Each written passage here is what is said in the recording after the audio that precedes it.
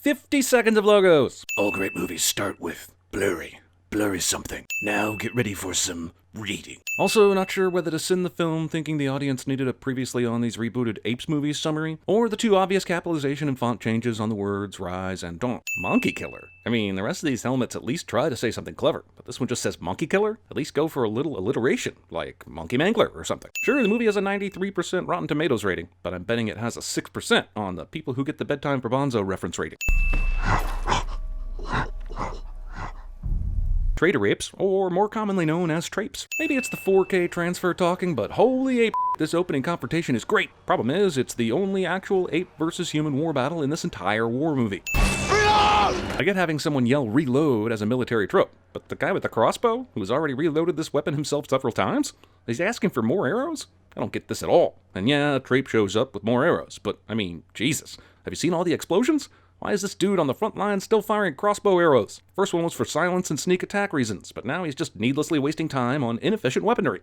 We lost a lot of men and the captain is dead, sir! Okay, calm down. You're in command now. The colonel just gives a field command to the first guy who radios him about the captain being dead. I mean, Jesus. Way too many seconds of Apes getting out of Caesar's way. He's the leader. We get it. We got it last movie, actually.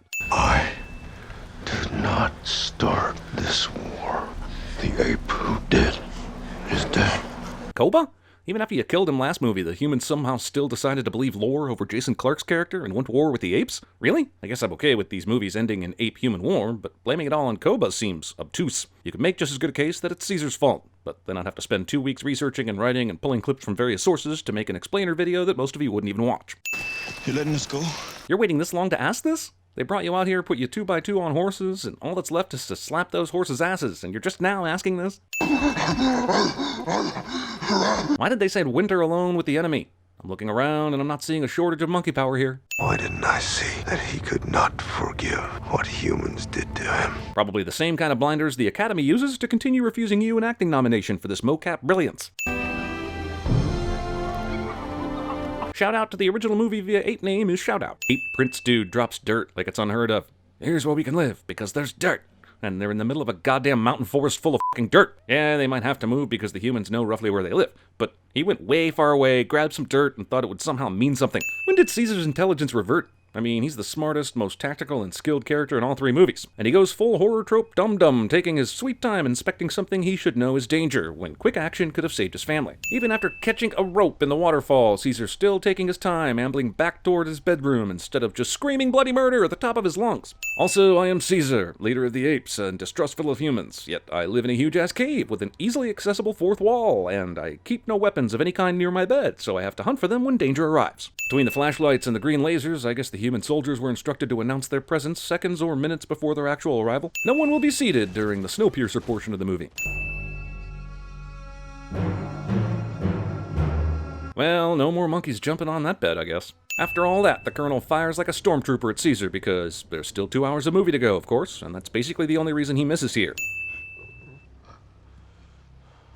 Dude, unless Caesar has gone full X-ape and developed telepathy, I'm pretty sure he'd have to be looking at you to understand the words that are coming out of your hands. Hey, let's all assemble on the beach in the most vulnerable manner possible. Poor little Cornelius just lost his mother and brother, and is now being given by his father to a stranger. If ever the Ape Society needed to introduce concepts like psychology and therapy, it's now. Maurice somehow sits atop this horse without utterly breaking it. Ah, the old you thought you were going to leave on a quest without your bros joining you, only to have said bros ride up on you unexpectedly for a group hug moment cliche. I suppose I could give the movie credit for not having them stop by the Coke truck and actually pop some tabs, but come on, this Coke truck being out in the middle of the forest is about as blatant product placement as you can get in this movie. God damn, the mocap work by the actor, Karen Conoval, the CGI by the visual effects artists, the writing of this scene, it all results in one of the most tender moments in any movie this year, and I'm taking a sin off for lovable old Maurice. We cannot take her, Maurice. And yet you do. The movie has time for this, even though it's just the ape variation of the saying you won't do something only to turn around and do it right away cliche.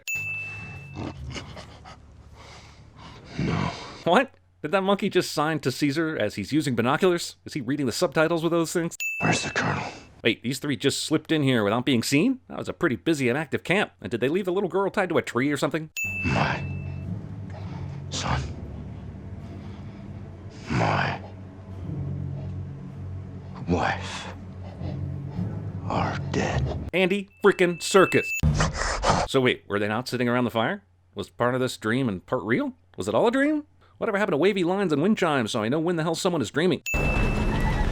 Look, this shot is actually gorgeous, but these apes are following way too closely. A military convoy is going to spot them following so closely, even if only by accident. I feel bad for her. This little girl must think life is f***ed up. She's had to see at least 4 dead human bodies in the last 24 hours. She can't talk. Apes have kidnapped her and taken her into a snowy hellscape. Does she think this is normal? Like, everyone goes through this? Like, everyone sees Nixon before they die? She's mute, but not deaf, right? Okay, I was going to let it slide when giant Luca and his likely 400 pounds didn't seem to bother this horse at all. But now you throw on another 200 pounds up there? There is no way that horse is galloping that easily. That horse is being abused. This is all leading to an eventual Planet of the Stallions trilogy, isn't it? How is Bad Ape this much better a rider than these apes that have been riding for a decade or more, mostly for military purposes? So Bad Ape is slick enough to sneak up without being heard, a good enough rider to outpace Caesar and his most trusted friend soldiers, but dumb enough to just leave stupid-ass footprints leading to his own whereabouts? The movie paints this character with whatever brush it needs in the moment. I'm okay. I was just sitting here hoping they would add some primate pratfalls about an hour into this intense war drama that very quickly forgot how to war. Come on, movie. I mean, I get mood and such, but there's enough ape traveling montages in this movie that it might as well have been called horseback riding for the Planet of the Apes. Hey, how many ape crucifixion scarecrows do you think we need to make our point? Like 5? I hope you don't come to regret sparing his life. He's quite a good shot. Obvious foreshadowing is obvious.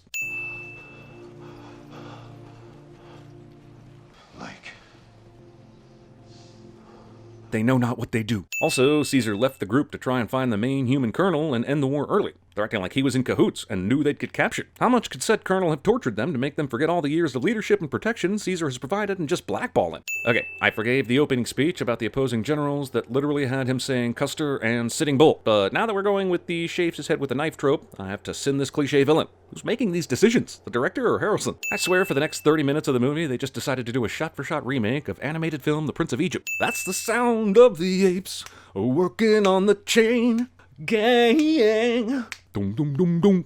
As Caesar's in-prison defiance inspires these huge rock-carrying apes to throw down and defy the man, I'm just now realizing this movie's biggest problem. It's basically The Last Castle, with apes in the snow. If you've seen The Last Castle, that's a mic drop. If you haven't, well, Chris is an extra in it, because they shot it here in Nashville. So I'd still encourage you to watch it, but still, it's a not-too-original Prison Revolt movie that this ape movie is starting to massively resemble. Also, tacking on to the previous sin a bit, Rise worked because there'd never been anything quite like it. A real-world-based sci-fi film about genetically enhanced apes gone wrong. Dawn worked because there'd never been anything like it. A real-world-based sci-fi film about 2 species friction as their planetary dominance shifts from one to the other. War works, I guess, but it's like a lot of things. It's part Great Escape, part Cool Hand Luke, part 10 Commandments, part Hogan's Heroes, part Apocalypse Now, part Dirty Dozen. It's just not nearly as original as its 2 predecessors, by virtue of all the movies it steals from. Torture scene guest directed by Mel Gibson. No, Lake did not say this, and she certainly can't sign it with that boulder in her arms. Dang it, movie. Subtitles are not magic. After like 24 hours or more, the rest of Caesar's private spy party finally goes looking for him. What kind of wall are they f***ing building? They're lugging huge rocks up ramps made of wood, and I mean, Jesus. The army that attacks this joint later has helicopters and missiles and bombs and shit, so all this quarry work for the apes seems like window dressing. In case the Jesus parallels weren't strong enough for you to get it, WWCD, y'all. Movie wants to be all previous war movies in one, so here's your requisite Vietnam-era soundtrack entry. I need that wall. You need a wall built of rocks and logs and no apparent bonding agent. I mean, dude, you've got easily explodable gas tanks behind that wall. You need a lot of things, but you do not need that flimsy-ass wall. You're much stronger than we are. Chef Exposition here takes a full 4 minutes to tell us about this virus's unfortunate mutation and its personal consequences. Sure, there's a bit of character work there, but anytime someone has time to fully cook and eat a meal while expositing, I'm guessing you could tighten that up. No matter what you say, you'd eventually replace us. That's the law of nature. Then why is this movie 2 hours and 20 minutes long? I realized that I would have to sacrifice my only son so that humanity could be saved. Woody 316. It will be a planet of apes. Roll bananas. No, go in. No, go. Bad Ape accidentally himself into a secret underground entrance to the camp. So the colonel agreed to Caesar's demand and decided to feed the apes. Fine, but he's feeding them raw grain, wheat germ, flaxseed. The hell does he think apes eat? And worse than that, he's just got a warehouse full of this grain lying around doing nobody any good. Where'd he get all that? Is this cornmeal like a commodity in this apocalyptic future? If he's still alive in the morning, he goes to work like everyone else. So you don't care if he lives or dies? You keep going back and forth on this shit. It's starting to piss me off. Are you breaking down their leader so they break down? Or are you just f***ing with their leader and not giving a shit what they do in response? Wouldn't this scene work better if it were Maurice instead of Caesar? Maurice is the one that gave her the doll earlier, and it would make nice symmetry. As the movie presents it, it's like, hey, Caesar, remember that doll Maurice gave me back when you weren't even in the room to witness it? Well, it happened. And this reciprocation is cause enough to motivate you and I think. So how exactly did Supernova get in here and do all this without being seen? Don't most military groups have some sort of scouts or security? It's not like she's even hiding. Also, he's their leader, for chimp's sake. There's no guard on the most important primate in the camp. Whoa, where did these guys come from? We saw the guards coming in from behind the trucks, but where have these guys been the whole time? And how did they not see anything before now? Is it just me, or is Woody all of a sudden rainproof? I don't see a single drop hitting his glasses, his jacket, or his beautiful head. Is there an umbrella I'm missing? Is he a rain god? Does he bathe in rain X? Sorry, getting on the cheese. Nova. Movie again adds character with the same name from the original Apes movie in a desperate attempt to both curry nostalgic favor and confuse the hell out of anyone trying to figure out how they could actually be the same person. Come see. Come see. Bad Ape is the physical embodiment of the you better come take a look at this cliche. No.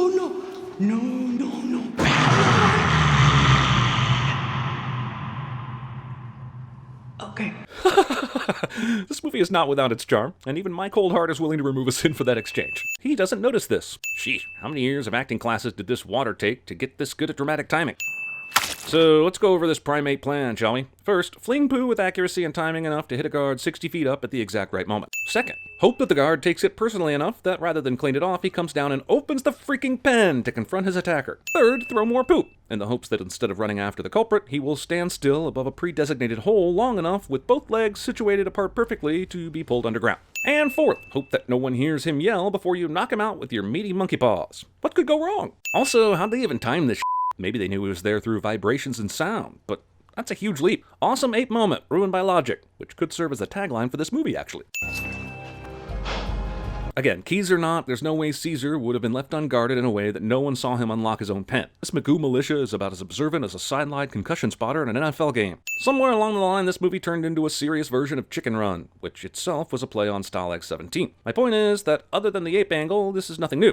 Hell, Maggie organized a daycare breakout just like this on The Simpsons like 20 years ago. 1 hour and 52 minutes later, and this movie with the word war in the title finally decides to war again. And of course, it takes place primarily in the background. As if awakening from a dream, one lone soldier realizes how those round things embedded in his face are meant to be used, and somehow focuses them enough to notice that where before there were hundreds of captives, now there are not. Well done, lone human. Well done indeed. Such a sad, tragic end to this man's love affair with his Bo Peep doll. Oh, sorry, wrong Woody. Wait, how are there any apes left still crossing the battlefield? Certainly there was plenty of time while Caesar was away on his suicide mission to find hiding spots or clear the area. As if convenient gas leak isn't convenient enough. How is it that amidst bullets, grenades, rocket launchers, and crashing copters, this thing hasn't ignited already? Oh, I guess after being the only soldier here to notice the apes were missing back when this battle started, this asshole just hid inside the camp, waiting for his chance to kill the ape leader he somehow knew would be sneaking around here at some point. What in that chain reaction? If this base was this ready to go, there's no way that battle lasted past the first missile. I would call out this sudden avalanche as a typical Ex Machina moment, except for one thing.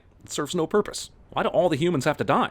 Caesar wasn't really in danger until he stood up to see it, and we all know the human race is headed towards their demise anyway, so Deus Ex Ineptia? Just like Moses, Caesar was prohibited from entering the Promised Land, mostly because of his selfish behavior during the journey.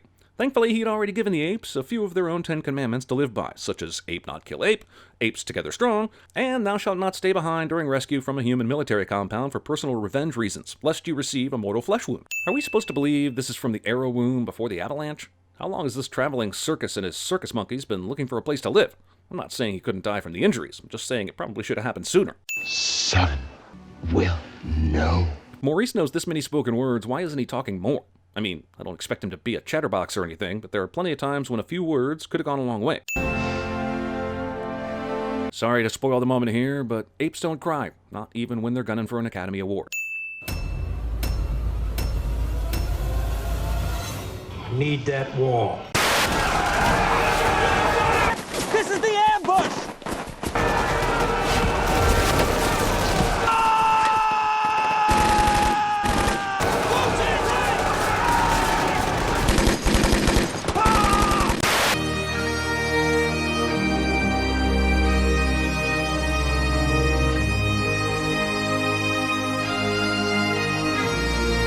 What have I done? What have I done? What have I done? What you see?